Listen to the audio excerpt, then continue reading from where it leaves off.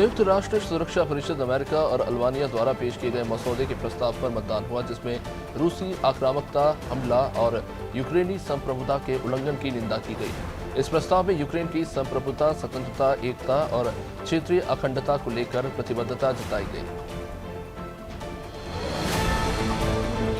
संयुक्त राष्ट्र सुरक्षा परिषद में भारत और चीन ने रूस के खिलाफ निंदा प्रस्ताव पर मतदान में हिस्सा नहीं लिया। प्रारूप प्रस्ताव में यूक्रेन पर रूस के हमले की निंदा की गई। इसमें रूस से कहा गया है कि वह बिना शर्त तत्काल रूप से पूर्ण रूप से यूक्रेन को छोड़ दे।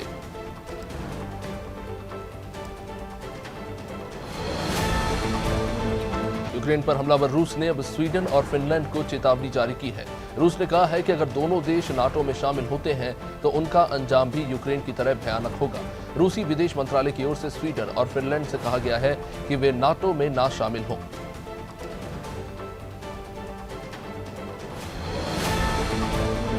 यूक्रेन के राष्ट्रपति व्लादिमीर जेलेंस्की ने चिंता जताई है कि कीव पर रूसी सेना के कब्जे का खतरा मंडरा रहा है। उन्होंने कहा कि आज की रात हमारे लिए सबसे कठिन होने वाली है, लेकिन हमें खड़े रहना होगा। जेलेंस्की ने कहा कि आज की रात दुश्मन हमारी क्षमता को तोड़ने की हर संभव कोशिश करेगा। भारतीय छात्र जो यूक्रेन में फंसे हुए हैं, उनकी हालत दिन प्रतिदिन खराब होती जा रही है। उनके पास अब खाने का सामान भी पर्याप्त नहीं बचा है। सभी छात्र बेहद डरे हुए हैं और प्रधानमंत्री मोदी से उन्हें वापस देश में बुलाने की गुहार लगा रहे हैं।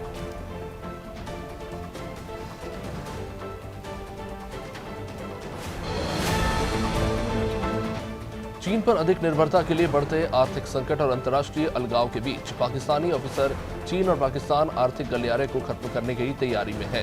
हालांकि उनकी शर्त है कि ऐसा तभी संभव है जब अमेरिका इसी तरह के सौदे की पेशकश करे।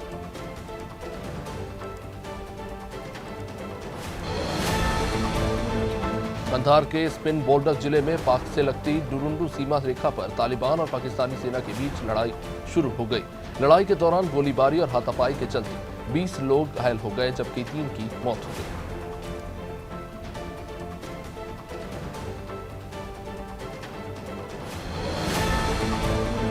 रूसी सेना की तरफ से लगातार दूसरे दिन भी यूक्रेन पर हमले जारी हैं। रूस की तरफ से दागी गई 160 से भी ज्यादा मिसाइलों से राजधानी कीव बुरी तरीके से दहल गई है। लोग रात भर घरों और सबवे के कंदकों और मेट्रो स्टेशन में छिपे दिखाई दिए हैं।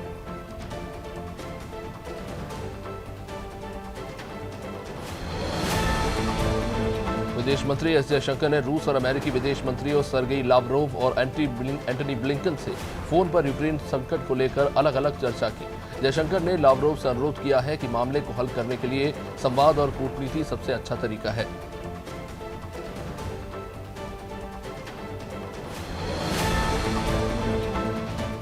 अमेरिका के इतिहास में पहली बार कोई अश्वेत महिला यहां की सुप्रीम कोर्ट में अपनी सेवाएं देगी। व्हाइट हाउस ने शुक्रवार को इसकी पुष्टि करते हुए बताया कि राष्ट्रपति जो बाइडेन ने केतनजी ब्राउन जैक्सन को सर्वोच्च न्यायालय में सेवा देने के लिए नामित किया है।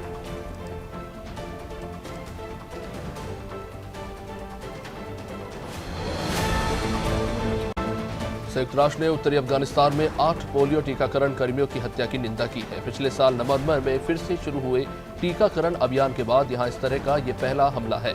संयुक्त राष्ट्र महासचिव के मुख्य प्रवक्ता ने कहा कि इन हत्याओं की क्रूरता से सभी स्तब्ध है।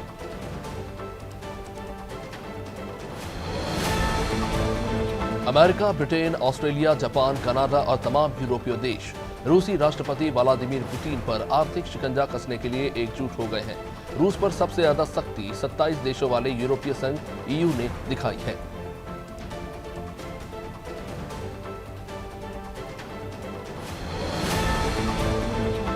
देश की रक्षा करने के लिए यूक्रेनी सेना के एक इंजीनियर ने रूसी टैंकों का मार्च रोकने के लिए पुल के साथ खुद को भी उड़ा लिया। क्रीमिया के करीब पेरेकॉप इलाके के पास इस्तेमूस मरीन बटालियन तैनात थी। बटालियन के इंजीनियर विताली ने रूसी सेना के खिलाफ मोर्चा संभाल रखा था।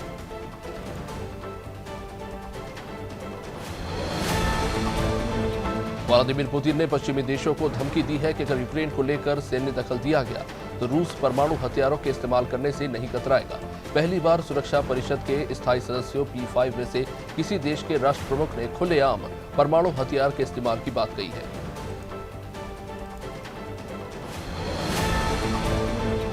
यूक्रेन की सेना ने कहा कि उसने कीव से 40 किलोमीटर दक्षिण में एक शहर वासिल्कीव के पास पैराट्रूपर्स ले जा रहे एक रूसी सैन्य परिवहन विमान को मार गिराया है।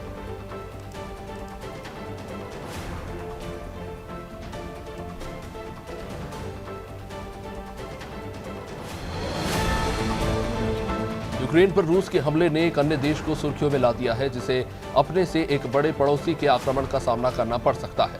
कुछ विश्लेषकों ने ताइवान पर अपने नियंत्रण का दावा करने के लिए चीन की धमकियों की तुलना शुरू कर दी है।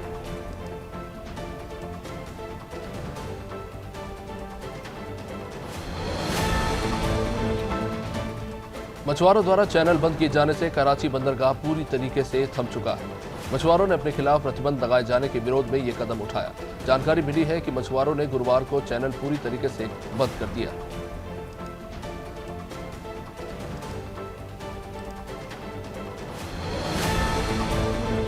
यूक्रेन से युद्ध के बीच रूस दौरा करने गए पाकिस्तान में प्रधानमंत्री इमरान खान की खासी आलोचना हो रही है।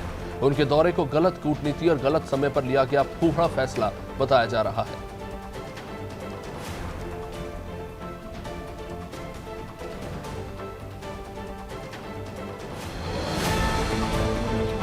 पाकिस्तान में पहली बार किसी हिंदू धर्म के शख्स को लेफ्टिनेंट कर्नल नियुक्त किया गया। मीडिया रिपोर्ट्स में बताया गया कि पाकिस्तानी आर्मी ने इतिहास में पहली बार किसी हिंदू अधिकारी को लेफ्टिनेंट कर्नल के पद पर पदोन्नत किया।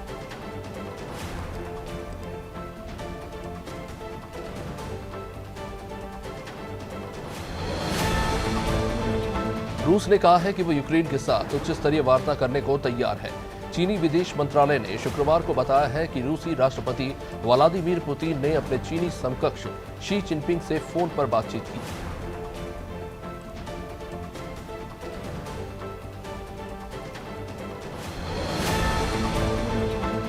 यूक्रेन पर हमला करने वाली रूस की घेराबंदी में अमेरिका जी जान से जुट गया है। अमेरिकी रक्षा मंत्रालय लॉयड ऑस्टिन ने नाटो और यूरोप के अपने 15 समकक्षों के साथ बातचीत में साफ कहा है कि उनका देश यूक्रेन की सहायता के लिए अपने सहयोगी और भागीदार देशों के साथ है।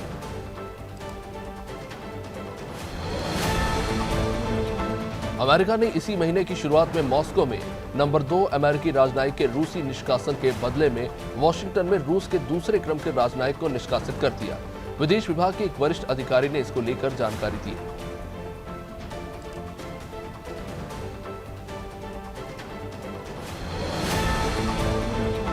रूसी राष्ट्रपति पुतिन ने शुक्रवार को राष्ट्रीय सुरक्षा परिषद की बैठक ली और इस बैठक के बाद राष्ट्र को संबोधित करते हुए पुतिन ने कहा कि उनका इरादा यूक्रेन पर कब्जा करने का नहीं है, लेकिन रूस की सुरक्षा से भी समझौता वो नहीं करने वाले। उन्होंने कहा कि हम यूक्रेन को किसी भी सूरत में परमाणु हथियार नहीं बनाने देंगे। यूक्रेन के राष्ट्रपति जेलेंस्की ने एक वीडियो रिलीज किया है और इस वीडियो के जरिए राष्ट्रपति ने उन सभी अफवाहों को खारिज कर दिया जिसमें जेलेंस्की के देश छोड़कर भागने की बातें कही जा रही थी। उन्होंने कहा कि हम कीव में ही है। राष्ट्रपति ने अपने इस वीडियो में कहा कि कीव पर विशेष ध्यान दें, हम राजधानी नहीं खो सकते। यूक्रेन पर रूस के हमले के बाद अमेरिका ने रूस पर कड़े प्रतिबंध लगा दिए हैं, जिसके बाद रूस की अंतरिक्ष एजेंसी के प्रमुख ने अमेरिका के फैसले की आलोचना की है। उन्होंने कहा कि अमेरिका के नए प्रतिबंध अंतर्राष्ट्रीय स्पेस स्टेशन पर यूएस रूसी टीम वर्क को खत्म कर सकते हैं। भारत ने यूक्रेन में फंसे अपने नागरिकों के लिए एक बार फिर से एडवाइजरी जारी की है। भारत की ओर से अपील की गई है कि कोई भी भारतीय नागरिक दूतावास के अधिकारियों के समन्वय के बिना सीमा चौकियों पर ना जाए। सीमा चौकियों के पास भी काफी खतरा है।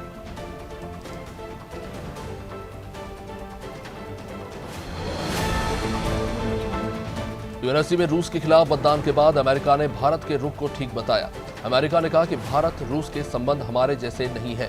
बाइडेन प्रशासन ने कहा कि हमने हर देश से कहा था कि वो रूस को विश्व व्यवस्था पर अमल की खातिर राजी करने के लिए अपने संबंधों का इस्तेमाल करें।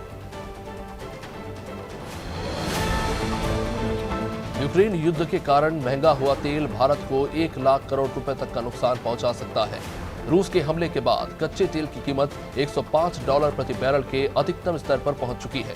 रिपोर्ट में दावा किया गया है कि युद्ध खिंचा तो अगले वित्त वर्ष में राजस्व में 95,000 करोड़ से 1 लाख रुपए तक का नुकसान हो सकता है। कोरोना महामारी के दौरान भारत में 19 लाख से भी अधिक बच्चों के सिर से माता पिता का साया उठ गया, जबकि पूरे विश्व में कोविड से अनाथ होने वाले बच्चों की संख्या 52 लाख से अधिक है। इस रिपोर्ट के अनुसार शुरुआती 14 महीनों में जितनी मौतें हुई, करीब उससे दोगुनी मात्र 6 महीने के अंदर हो गई। कोरोना की तीसरी लहर का असर कम होने के बाद केंद्र सरकार ने राज्यों से कोविड से जुड़े प्रतिबंधों में ढील देने के लिए कहा है। दिल्ली में पाबंदियों को और ढील देते हुए रात का कर्फ्यू सोमवार से खत्म करने का फैसला लिया जा चुका है।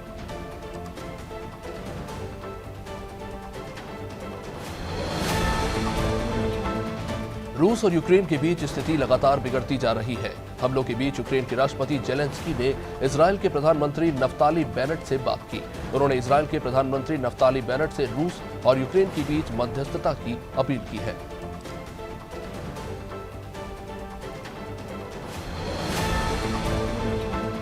यूक्रेन की सेना ने कई ठिकानों को रूसी सैनिकों ने बर्बाद कर दिया है। अब इन सब के बीच हजारों भारतीय छात्र यूक्रेन में फंसे हुए हैं।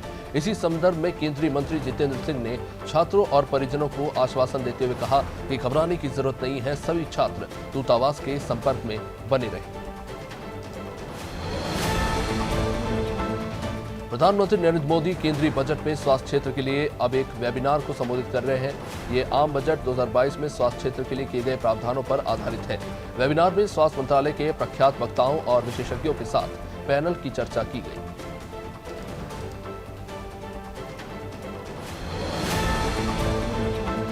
भारत में कोरोना वायरस महामारी की तीसरी लहर सुधार के पड़ाव में है। मामले दिन प्रतिदिन कम होते जा रहे हैं और देश में पिछले 24 घंटों में कोरोना वायरस संक्रमण से कुल 11,499 नए मामले सामने आए हैं। वायरस से 23,598 मरीज ठीक भी हुए हैं।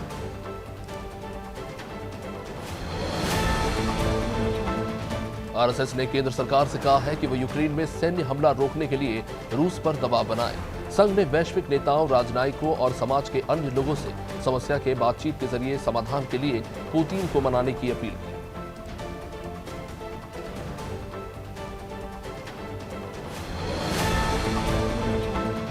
यूक्रेन में फंसे भारतीयों के पहले जत्थे की स्वदेशी वापसी में बड़ी कामयाबी हासिल हुई है।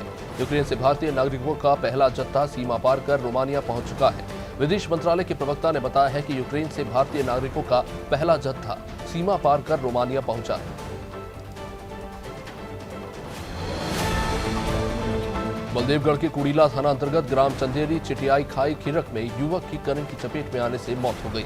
घटना की जानकारी मिलते ही पुलिस मौके पर पहुंची और शव को पोस्टमार्टम के लिए भेजा गया। पोस्टमार्टम के बाद शव परिजनों को सौंप दिया गया है। पुलिस फिलहाल इस मामले की जांच कर रही है।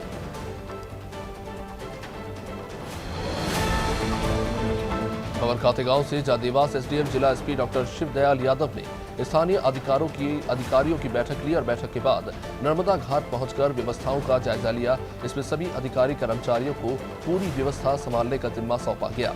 आपको बता दें कि खातेगांव में 5 दिवसीय पंचकोशी पदयात्रा का आयोजन किया गया है। पवई विधानसभा क्षेत्र के अंतर्गत हरदुआ खमरिया जन शिक्षा केंद्र में प्रथम एजुकेशन के तहत बैठक का आयोजन हुआ। इसमें जन शिक्षा केंद्र के स्कूलों के शिक्षक और स्कूलों के अध्यक्षों को बैठक में बुलाया गया। इस बैठक में जन शिक्षक, ब्लॉक कोऑर्डिनेटर सहित अन्य लोग उपस्थित रहे।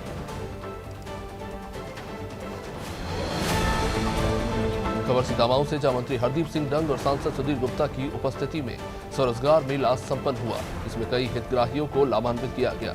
मुख्यमंत्री शिवराज सिंह चौहान के द्वारा शहडोल जिले में आयोजित कार्यक्रम को जिला स्तरीय रोजगार मेला सीतामाऊ में देखा गया। इस दौरान कलेक्टर, सीईओ सहित जिला अधिकारी, कर्मचारी और युवा उपस्थित।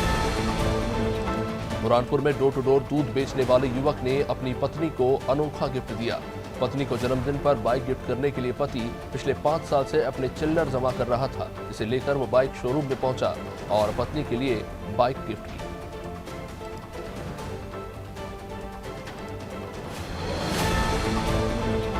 मंडला जिले में अवैध रेत उत्खनन रुकने का नाम नहीं ले रहा, जिसके चलते ग्रामीणों ने रेत माफिया का जमकर विरोध किया। ग्रामीणों का कहना है कि बिना अनुमति के रेत माफिया बुडनेर नदी में लगातार अवैध रेत उत्खनन कर रहे हैं, लेकिन जिम्मेदार कोई कार्रवाई नहीं कर रहे। इस कारण रेत माफियाओं के खिलाफ हंगामा करना पड़ रहा है। मंदसौर की बेटी प्रगति कोठीफोड़ा यूक्रेन में फंसी हुई है, जिसका युद्ध के बीच मोबाइल भी खराब हो चुका है। अब इस वजह से वो अपने माता पिता से भी बात नहीं कर पा रही है। अपनी बेटी पर छाए हुए संकट में मां का रो रो कर बुरा हाल है।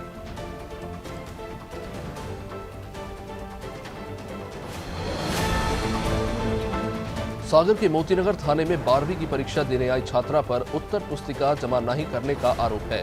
इस मामले में छात्रा से 4 घंटे पुलिस थाने में पूछताछ हुई। छात्रा ने बताया कि उसने अपनी उत्तर पुस्तिका जमा कर दी, लेकिन स्कूल स्टाफ ने उस पर उत्तर पुस्तिका चोरी करने का आरोप लगा दिया। इस मामले में थाना प्रभारी ने जांच की बात कही। भोपाल दुग्ध संघ में घोटाले के बाद भी दोषी अफसरों पर अभी तक कोई कार्रवाई नहीं हुई। संघ के 5 अफसरों के खिलाफ जांच करने के लिए एसीएस ने पत्र लिखा था। इसके मंत्री ने भी संघ के एमडी को पत्र लिखा, फिर भी करोड़ों रुपए का घोटाला करने वाले अफसरों पर कार्रवाई करना एमडी ने मुनासिब नहीं समझा।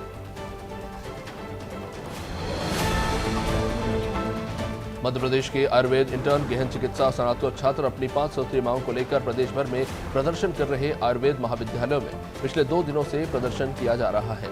भोपाल के खुशीलाल शर्मा आयुर्वेदिक महाविद्यालय में छात्रों ने अपनी मांगों को लेकर सद्बुद्धि यज्ञ किया।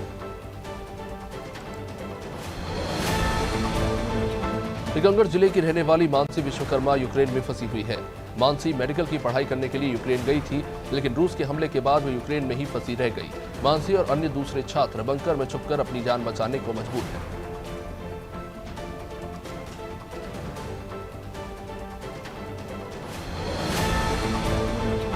रेलुंगा विकासखंड के हायर सेकेंडरी स्कूल मुगबेंगा में स्काउट गाइड संघ को राज्यपाल अवार्ड से पुरस्कृत करने के लिए आयोजन हुआ। विधायक चक्रधर सिंह सीदार ने 76 स्काउट गाइड रेंज रोवर को प्रमाण पत्र देकर सम्मानित किया। इस दौरान विधायक चक्रधर सिंह ने कहा कि आज का दिन विशेष है।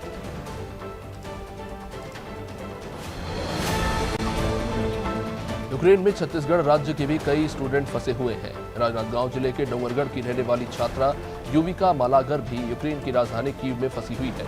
युविका एमबीबीएस फर्स्ट ईयर की छात्रा है। बेटी की सुरक्षित वतन वापसी के लिए उनके परिजन काफी चिंतित हैं।